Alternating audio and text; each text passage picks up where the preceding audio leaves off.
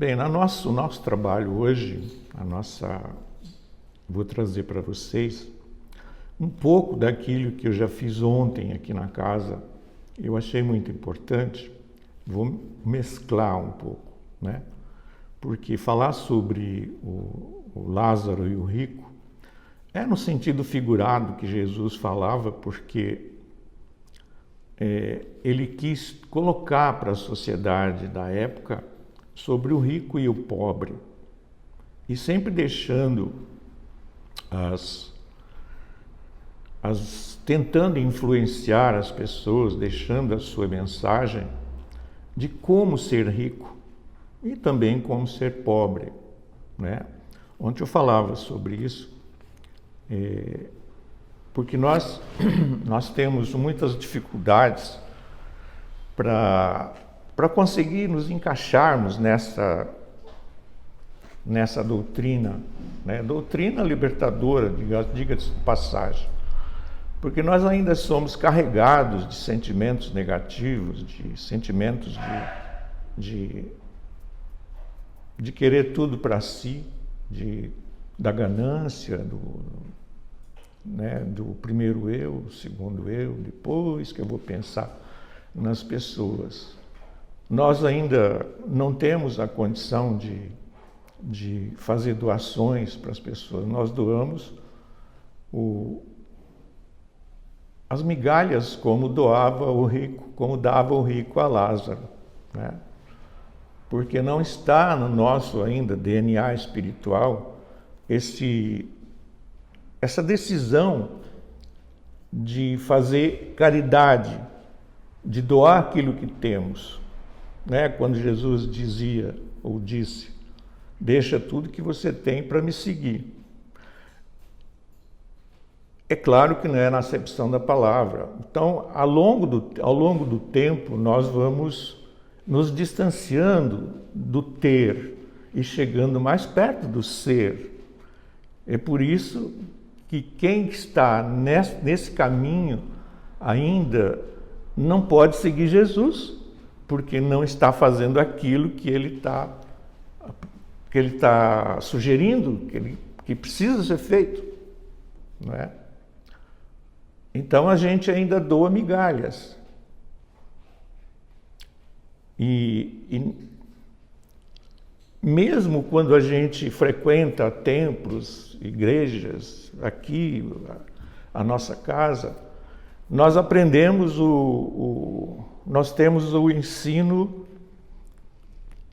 lemos e colocamos na memória, porém não no coração. Essa que é a diferença.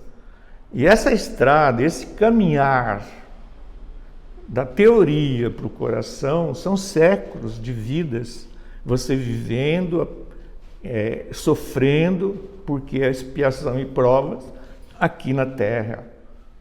Então, quando nós chegarmos à teoria no coração, nós não estaremos mais por aqui, acredito eu, ao menos que o processo de regeneração do planeta tenha concluído, que eu acho que não, porque ainda vai muitos séculos, né, para modificação. Então, essa viagem, ela demora muito. E só então a gente vai estar pronto para doar, para atender aquilo que Jesus falou lá no princípio. Deixa tudo que tem para você me seguir. Se assim não for, você não pode me seguir. Não é que ele não queria, é porque nós não temos condição.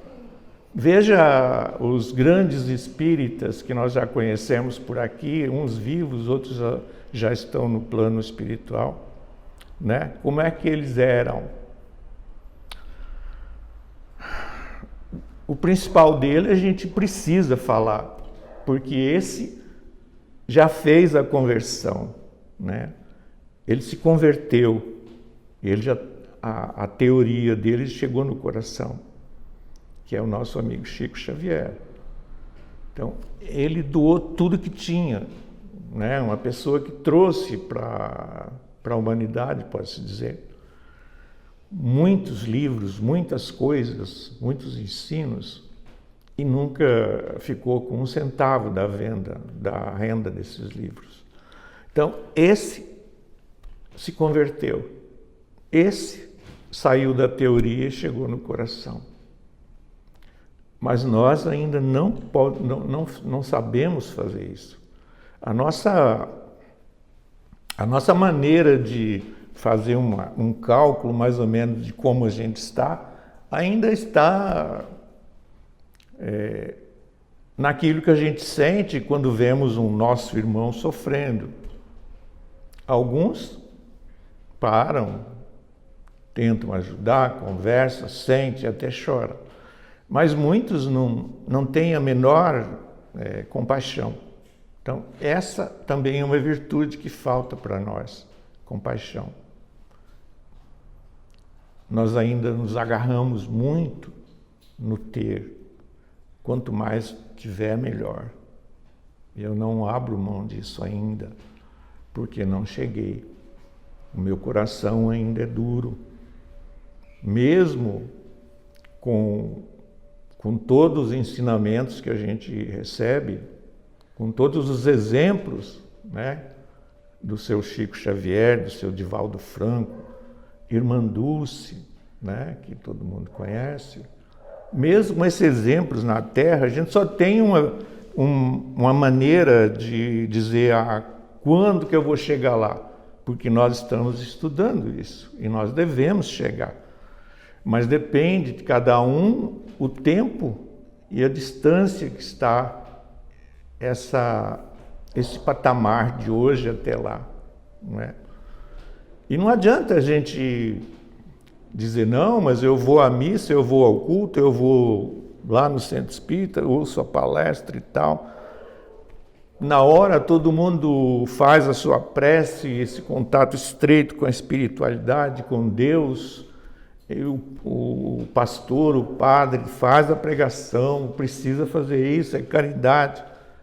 Mas nós não modificamos a nossa vida, saímos da igreja, do templo e vamos para casa e tudo continua a mesma. Então a gente não tem ainda esse objetivo, não. Eu vou melhorar quesito a quesito para que eu seja um cristão melhor, um marido melhor, um irmão melhor, uma esposa melhor. Porque tudo está nesse núcleo aí para se resolver ainda.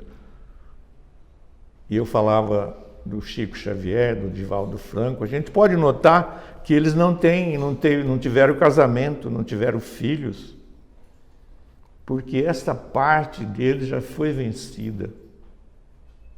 E nós estamos enroscados ainda, né? Então é muito subjetivo a gente querer dormir pecador e amanhecer santo. Não tem como. Não tem como. Isso é impossível. O que nós podemos fazer é ter esse objetivo constante de melhorar a nossa posição, né, no nosso dia a dia, com a família, com as pessoas que nos cercam, no trabalho, enfim, com todo aquele que tem contato com a gente.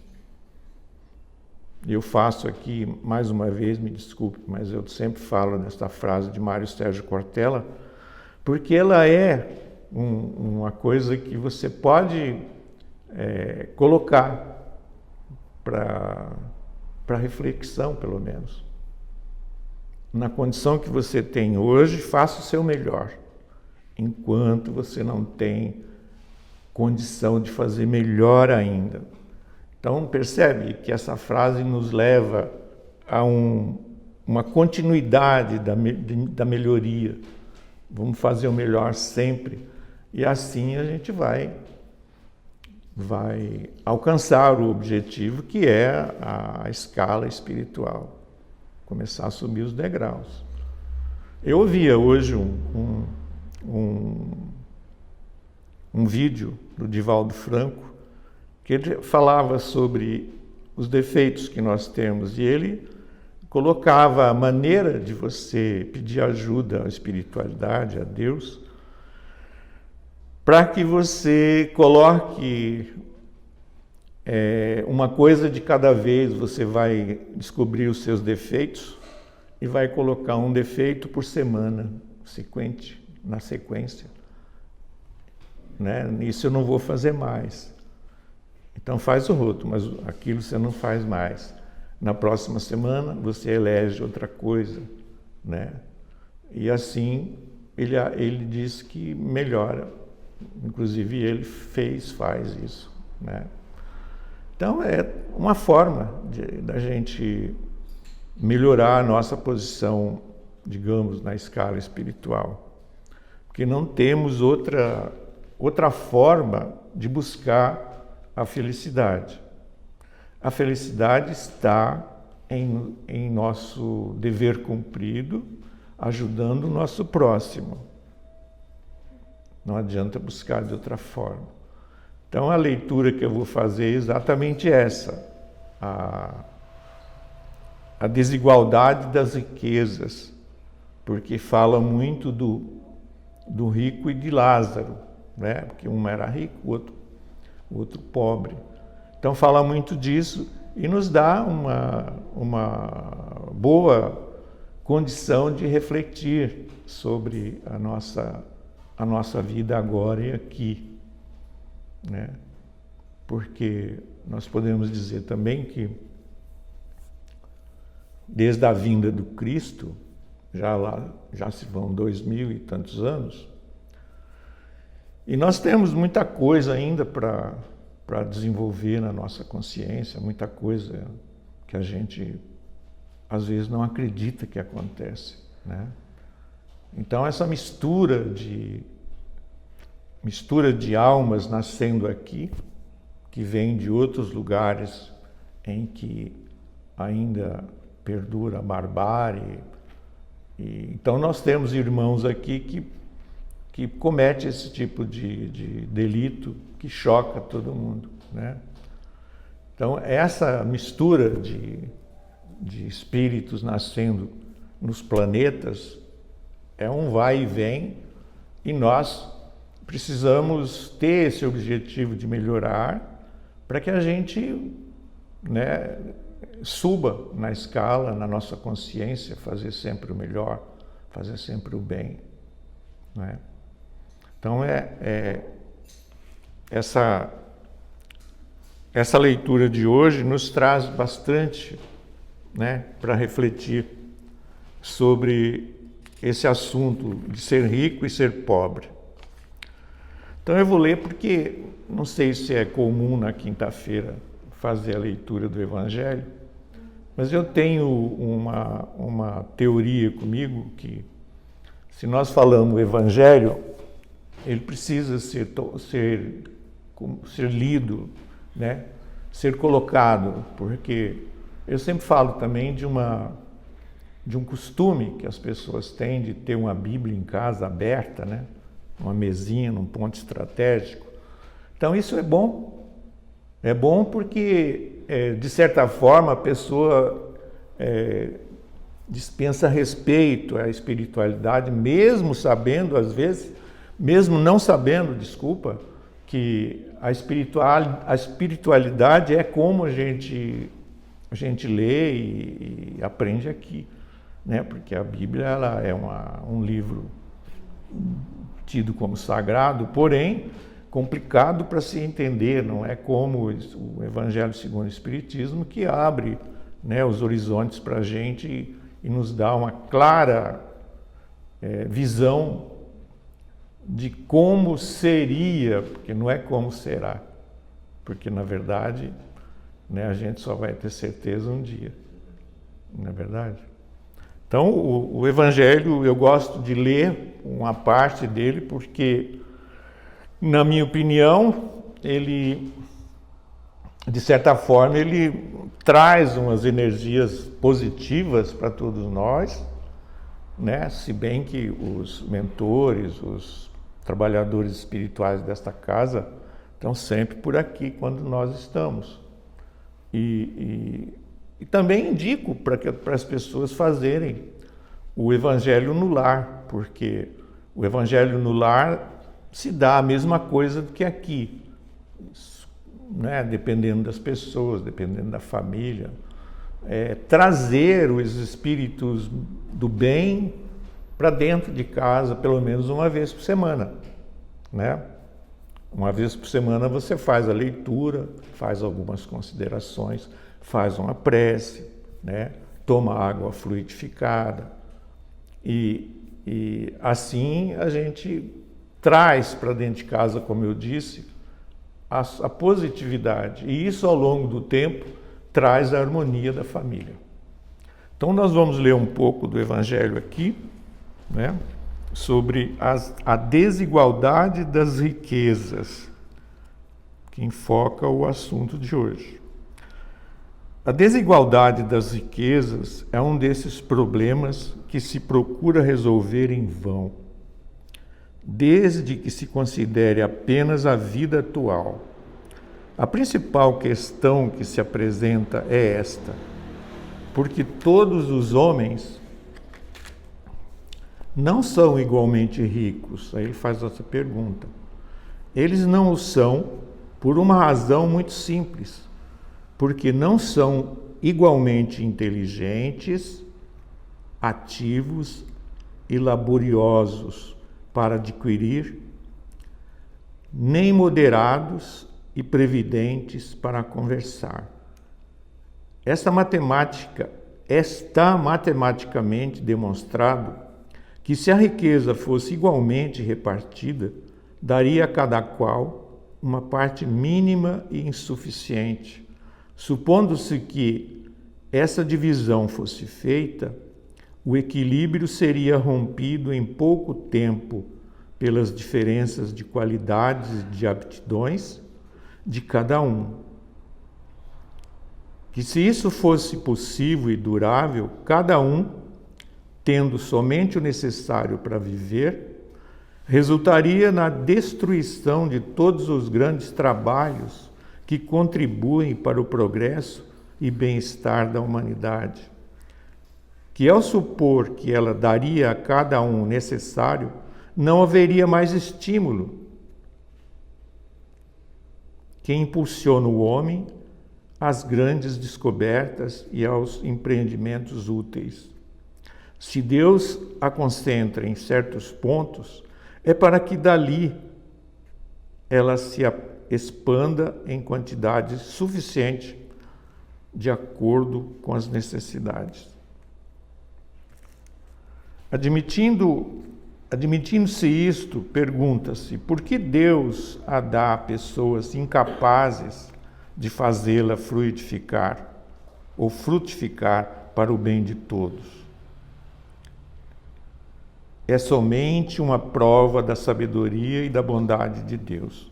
Dando ao homem o livre-arbítrio, quis que ele chegasse por sua própria ação a estabelecer a diferença entre o bem e o mal, de tal forma que a prática do bem fosse o resultado de seus esforços e de sua própria vontade. O homem não deve ser conduzido fatalmente nem ao bem, nem ao mal, porque seria apenas um ser passivo e irresponsável, como os animais. A riqueza é um meio de colocá-lo à prova moralmente, mas como ela é, ao mesmo tempo, um poderoso meio de ação para o progresso, Deus não quer que ela fique por muito tempo improdutiva, e eis porque a transfere incessantemente. Cada qual deve possuí-la para aprender a utilizá-la e demonstrar que o uso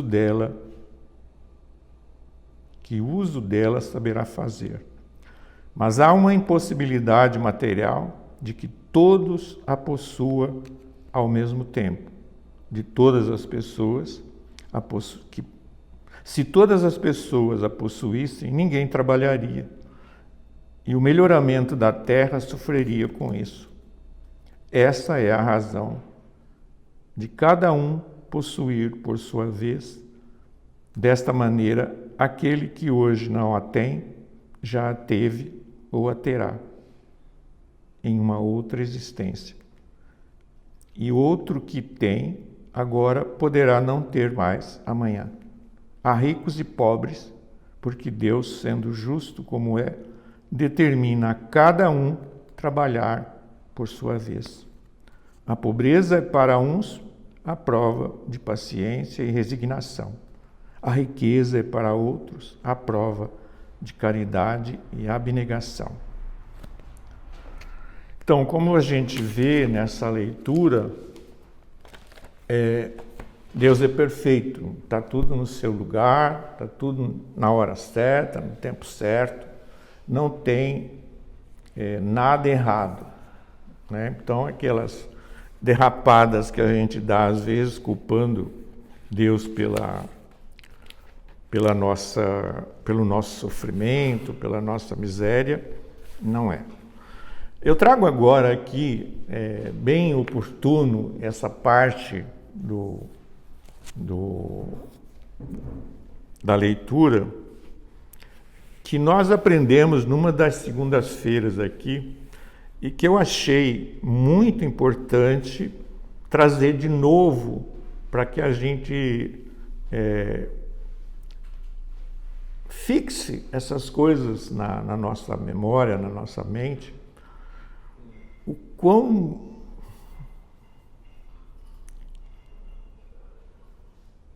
por que a lei de Deus, e a gente não, por muitos problemas que são tão minúsculos, a gente acha que não vai fazer diferença na nossa vida espiritual, mas faz. Então, partindo desse trecho de leitura, a gente pode fazer uma previsão ou alguma coisa que você pode calcular o que uma pessoa vai sofrer no plano espiritual quando for para lá. Então é assim, esse livro a gente está lendo nas segundas-feiras, se chama No Mundo Maior. E nessa leitura aqui, acho que a Sandra estava na nossa equipe quando eu falei sobre isso também, até fiz a leitura. Para mim foi muito chocante e me tocou muito essa leitura. Então ele diz assim, a equipe do espírito superior, supervisor, ele tem o nome aqui de Calderaro, né? Então eles foram visitar os espíritos sofredores, e num trecho lá que ele nos trouxe, ele diz assim: este bando de miseráveis que se movimenta como lhes é possível, é constituído de antigos negociantes terrenos, cujo exclusivo anseio foi amontoar dinheiro para satisfazer a própria cupidez, sem beneficiar a ninguém. O ouro que transitoriamente lhes pertencia jamais serviu para semear a gratidão num só companheiro de jornada humana.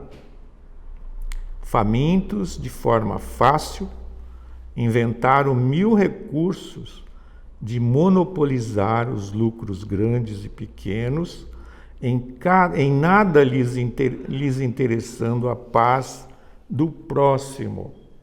Então isso a gente não pode deixar de pensar, que o objetivo de Deus para cada um de nós é fazer o outro, o próximo, feliz, contente, alegre. Esse é o objetivo. Se não fizermos assim, não está certo. Foram homens de pensamento ágil, sabiam voar mentalmente a longas distâncias, garantindo eixo absoluto às empresas materiais, que levaram a termo com finalidade exclusivamente egoística, não lhes incomodando, ou não os lhe incomodava, o sofrimento dos vizinhos, ignoravam as dificuldades alheias, despreocupavam-se do valor do tempo em relação ao aprimoramento da alma, que esse também é o objetivo principal. Queriam unicamente acumular vantagens financeiras e nada mais. Divorciados da caridade, da compreensão e da luz divina, criavam ou criaram para si mesmo o mito frio e rígido do ouro, fundindo com ele a mente vigorosa e o tacanho coração. Escravizados agora, a ideia fixa de ganhar sempre, voam pesadamente aqui e acolá. Dementados e confundidos, procuram monopólios e lucros que não mais encontram. Pela leitura a gente vê que ainda eles estavam com o mesmo pensamento que tinham quando estavam à frente dos negócios. Então agora você fica pensando assim, meu Deus, e aquele nosso irmão que fica na esquina, na banquinha de cigarro, não é? Ah, mas tem quem compra. Claro que tem quem compra. Mas o que vale é ele. Faça a sua parte. Né? Mas se ele for vender água mineral, não sei, né? Talvez não seja. Mas é a parte dele que tem que ser feita, bem feita. É assim que o Evangelho nos diz. Né? E aquele que fabrica bebida alcoólica? O que será que vai acontecer? Né? Esses que nós sabemos aí que comanda facções, vende droga, a que peso eles têm a fortuna que têm? Meu Deus, não é fácil não. Senhor, obrigado por nos trazer de novo esta casa de oração, essa casa de Maria de Nazaré, Mãe do Belo Amor. Nós temos muito que agradecer por tudo que temos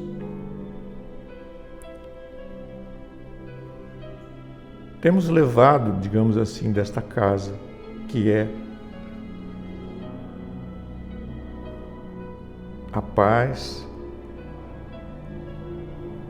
o sentimento de dever cumprido. E que esse Evangelho de hoje possa nos acompanhar pela semana, para a nossa casa, para os nossos parentes, enfim, todas as pessoas que lá convivem conosco, para o nosso trabalho, enfim, por todos aqueles que nos rodeiam, e que possamos ser melhores sempre, fazer o nosso melhor para cumprir os desígnios de Deus.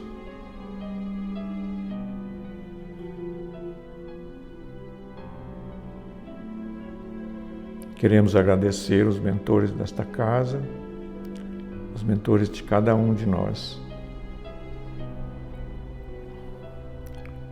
os trabalhadores espirituais e a todos os nossos irmãos desencarnados que, por certo, estão aqui, nos ajudando, nos intuindo às vezes, para fazer o nosso melhor.